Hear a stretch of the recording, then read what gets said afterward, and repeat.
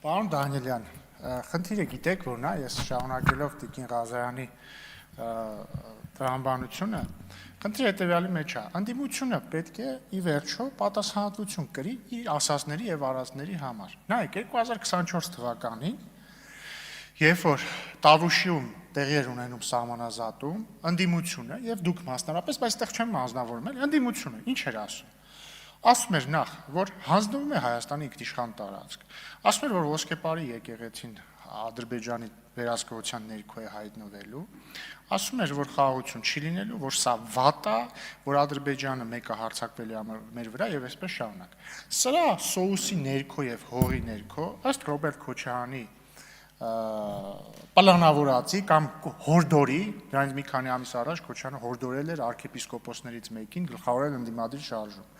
Հայտնվեց arczepiskopos-ներից մեկը, որը գլխավորեց ընդդիմադիր շարժում, մեծ հանրահավաք արեցիք Հանրապետության հրապարակում, այսինքն երկիրը պահեցիք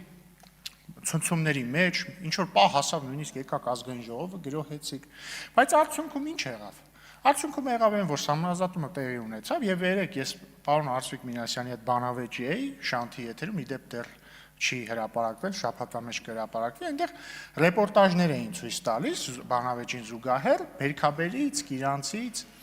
եւ ինչ էին ընդեղի մարդիկ ասում։ Ասում էին, այո, հիմա խաղաղ է եւ ուզում ենք, որ դելիմիտացիան, այսինքն սահմանազատումը շարունակվի։ Հասկանում եք, դուք պայքարում եք մի բանի դեմ, որը ոչ միայն ապացուցվեց, որ լավ բան էր, այլ ընդեղի բնակիչները, բոլորը կողքի գյուղերի բնակիչները ասում են ուզում ենք սա շարունակվի, հասկանում եք։ Իսկ Տիկին Գրիգորյանը, քանի որ շատ է ուզում, որ իրեն անդրադառնամ, պրոբլեմ չկա։ Եթե Տիկին Գրիգորյանը դուրս գա փողոց, մեկը կասի սա ԿՊ-ի ցուցակի Աննա Գրիգորյանն է, մյուսը կասի սա Վահե Գրիգորյանի կուսակցության Աննա Գրիգորյանն է, մյուսը կասի սա Քոչարյանի ուժի Աննա Գրիգորյանն է, այն մյուսն էլ կասի սա Սամվել Կարապետյանի համար ելույթ ունեցող Աննա Գրիգորյանն է։ Այդ կասեն, միշտ չի, որ ճանաչելիությունը լավ բան է։ Արտուր Բաղդասարյանն էլ բավականին ճանաչելի կերպար էր։ Ունեցել ենք, էլի կան այդպիսի մարդիկ։ Էդմոն Մարուկյանին շատերը ճանաչում են։ Միշտ չի, որ ճանաչելիությունը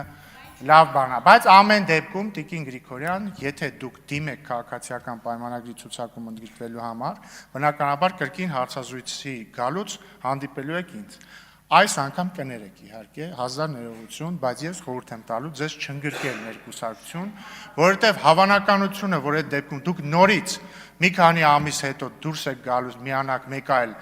ուժի, գնահատում եմ 99%։ Ինչու 99%, որովհետև միշտ մարդկանց պետք է 1% հավատ պահել նրանց, որովհետև կարող են նրանք եւ ուղղվել։ Շնորհակալություն։